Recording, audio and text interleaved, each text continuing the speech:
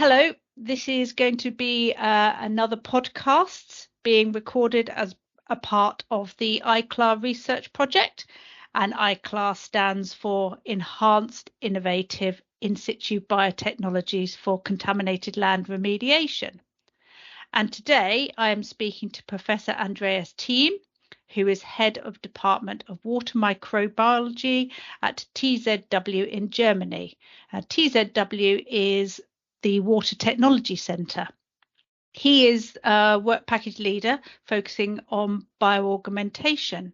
So thank you very much, Andreas, for giving me your time today.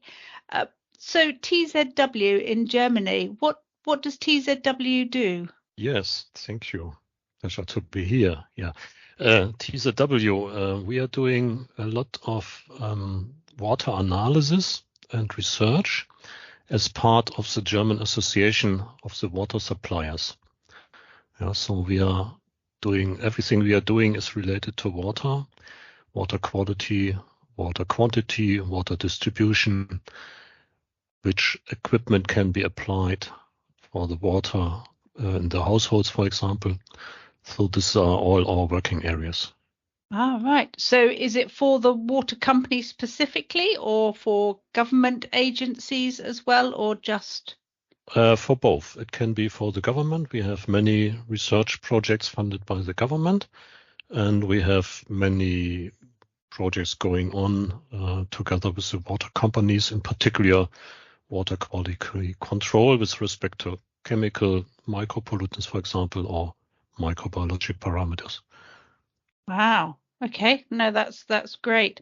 So your expertise, you are a microbiologist, are you, by training, or? Yes, I'm a microbiologist. Exactly. Okay. And so how did you get into microbiology? Was that through biology at university, or? Yes, I started to study biology in general, dealing with plants, with animals, and also with microorganisms. And that was interesting in general, but there was one point many years ago when I realized that bacteria can degrade those compounds that are toxic to humans. So this means what is a problem for us is a delicious food for bacteria. And this was very fascinating for me. And so I decided to study this topic in more detail. Yeah, and that was one reason, or this was the reason why I had to move at that time from the University of Hamburg in the north to the University of Karlsruhe, because at that time there were not so many professors available that were teaching pollutant biodegradation. Yeah, and there was one professor here in Karlsruhe who was a specialist for wastewater treatment, and he developed lectures where people with biology background and also engineering background could attend. Ah, fantastic. So you did a microbiology degree and ended up becoming a professor in the subject? That's a longer history, let's say. Yeah. I learned a lot about pollutant biodegradation in wastewater in the beginning. Then I moved to the area of contaminated sites remediation.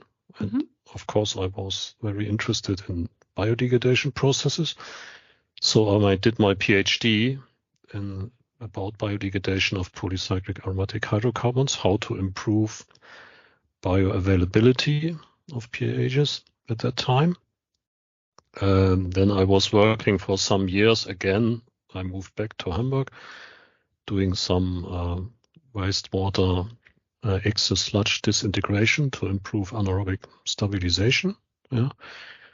After 5 years, I had an offer here from Biotechnologies that I could go back and continue with biodegradation of pollutants at contaminated sites. So, yeah, and then I started to give lectures at the university here in Karlsruhe. It's the KIT, Karlsruhe Institute of Technology. And since I'm giving lectures since more than 10 years, then I was appointed as a so-called honorary professor, for giving lectures. So right, okay. So biodegradation is a key process, and that is breaking down of contaminants with biological organisms. Is that exactly? That's it. And usually these are bacteria. You can also do it with fungi sometimes for some processes. But it means that you break down and eliminate pollutants, and usually these are completely mineralized. So you have products that are not a problem anymore. However, you have to be careful and to check if they are really mineralized. In some cases, they can be transformed to other compounds that are still hazardous. You have to check this. Yeah. Right. So so it's using nature and advancing nature to break down contamination. Exactly, to know which conditions are most beneficial to stimulate nature to clean up the environment, let's say. Yeah. Yes. No, that's fascinating. So as part of the EiCLaR project, you are the work package leader designated for bioaugmentation.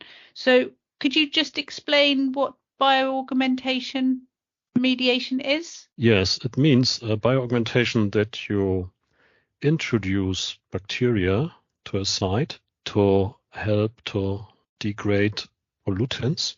This is done if the bacteria that are required to do this job are not present at the site. Usually in nature, you have many bacteria present that can do many different biodegradation processes, and then you just have to adjust the conditions. This means hydrochemical conditions, if you have oxygen there or not, aerobic or anaerobic conditions. But in this case, we observed that this type of bacteria is not occurring so often at contaminated sites, or only in very low numbers. And then it can be helpful to introduce the bacteria to have a faster degradation. Yeah? And in this case, we talk about aerobic metabolic degradation of trichloroethene. And this is a process that we discovered some years ago. You will not find this process in any of the microbiological textbooks because it's a new process. And it was not discovered previously, probably because the bacteria are not occurring so often in nature, or if they are also growing very slowly. So this process was not discovered or overlooked for many years. Okay, so this is advancing a new technology to break down contamination that hasn't been occurred before. So it's trying to stimulate the new bacteria.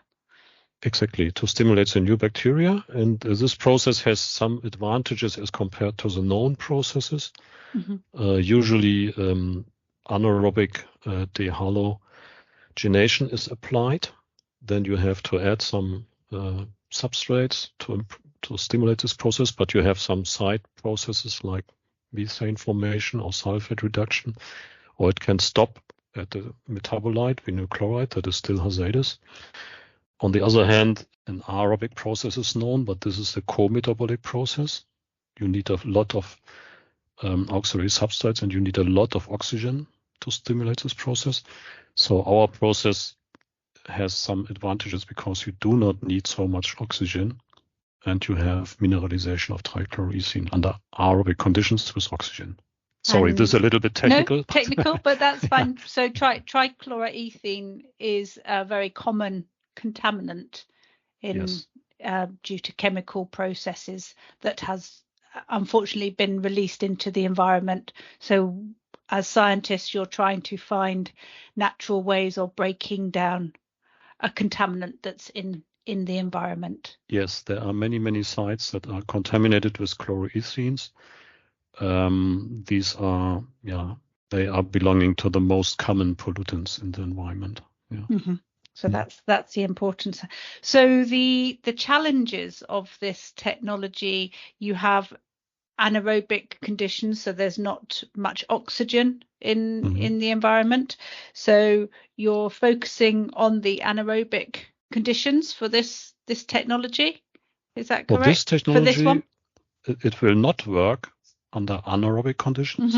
Only aerobic. Because we need aerobic, we need the oxygen, definitely. If there is no oxygen, it will not work.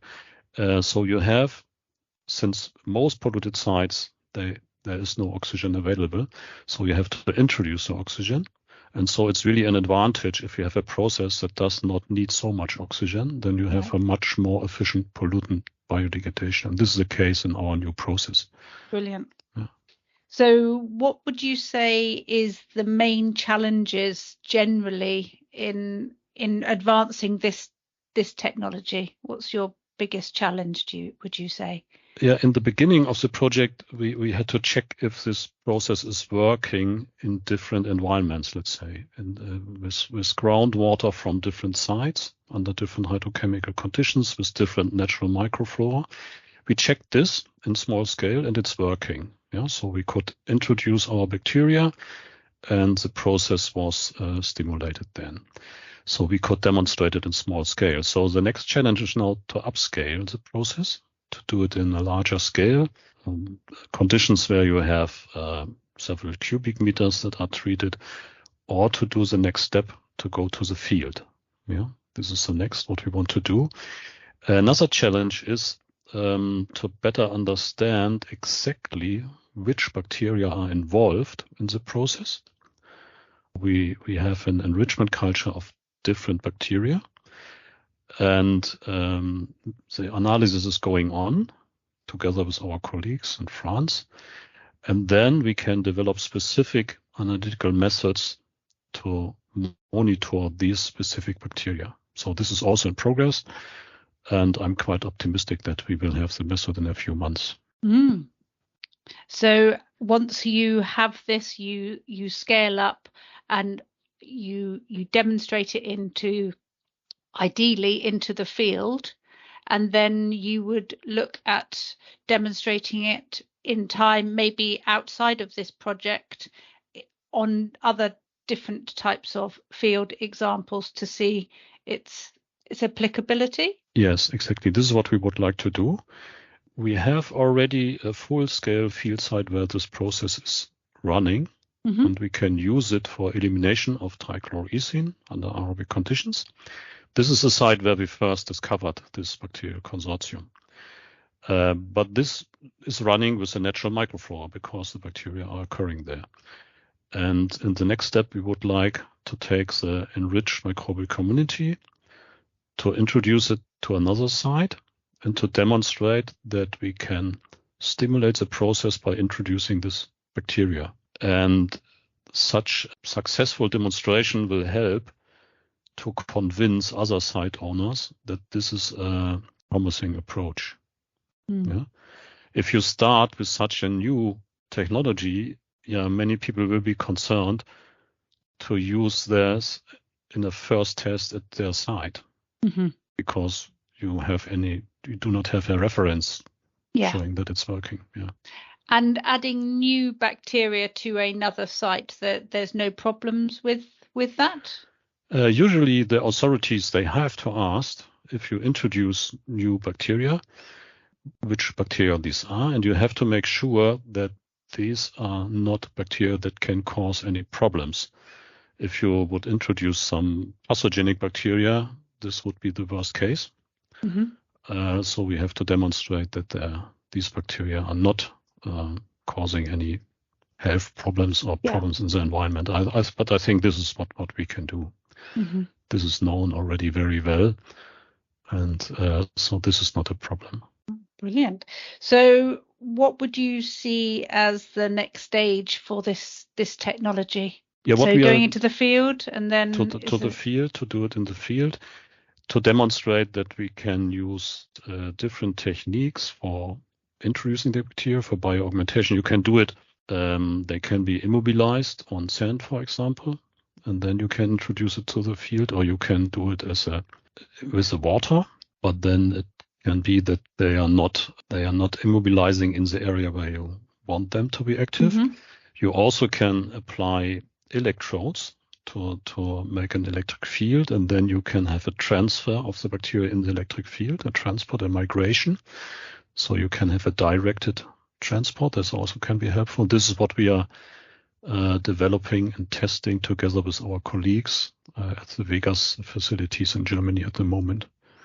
Right. To see how you can get it to treat the contamination as close to it, to get the bacteria to the contamination. Exactly. To bring them in contact and to make sure that we really have the bacteria in the area where they need them. And so do you then have to monitor? So how do you, to identify things are successful, how do you monitor over time? Yes, we sample from different areas, of course. And then we look, of course, at the decrease of the trichloroethene concentration. This also can be due to volatilization, so it's only one parameter. We can look at chloride as a product of this process. So we need a good mass balance of TCE decrease and chloride increase. And we look at the specific bacteria with genomic analysis. All right. And of course, the number of the gene copies will increase. Right. So you're monitoring, and then is there a time limit for the monitoring for this, to demonstrate a technology is working? What sort of time limit would you typically work to? This process, the experiment started some weeks ago, and we will continue for another few weeks. And I think then we will have enough data to demonstrate that this is working in larger scale. Brilliant. And so then if this is successful in the future, do you then look to patent or work with a technology developer to then use this as a... Yeah, this is the next step to look which different techniques can be applied to introduce the bacteria. You can think about different technologies to introduce oxygen. What we are doing, we can use, for example, water electrolysis to produce oxygen and hydrogen, but we need the oxygen for this process. You also can use other oxygen-releasing compounds. This is something that could be optimized. There are several things that can be further developed, of course. Yeah. And that's the future. That's beyond this project. That is beyond the project. We can. I think we still have more than 1 year to go. So I think some of the questions can be answered probably within the project, but some questions we will work on in follow-up projects, of course. Yeah. Fantastic. So there is a real success for the EiCLaR project to demonstrate a new technology that will be developed in the future. Exactly. Yeah, we have some good results already. I'm optimistic that we will have more results in a larger scale. And of course, we're looking for suitable field sites where we could demonstrate and test this technology. So that would be great to continue then. Well, I think it sounds very, very exciting for the future. So I'd like to thank you for your time, for sharing the information about this work package, and we will be adding to the other podcasts with other technology demonstration information. So thank you very much, Andreas, and we will share all this knowledge more widely. Thank you. Okay, great. Goodbye.